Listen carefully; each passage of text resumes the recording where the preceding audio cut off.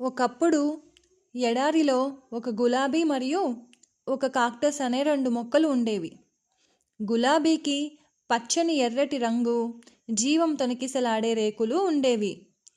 గులాబీ తన అందాన్ని చూసి చాలా గర్వపడేది. గులాబీ తన వికారమైన రూపానికి కాక్టస్ను ఎగతాళి చేసేది. అయితే కాక్టస్ మౌనంగా ఉండేది. ఇతర మొక్కలు గులాబీకి కొంచెం బుద్ధి చెప్పడానికి ప్రయత్నించాయి.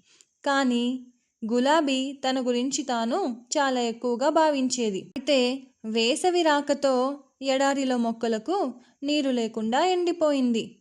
నీరు లేకపోవడంతో గులాబీ తన అందాన్ని కోల్పోవడం ప్రారంభించింది.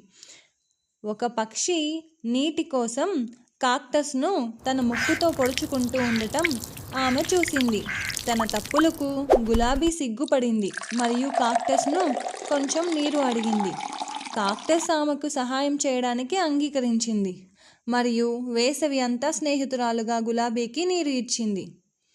ఈ కథలో నీతి ఏంటంటే, మనం ఎవరిని వారి రూపం చూసి ఎప్పుడూ అంచనా వేయకూడదు.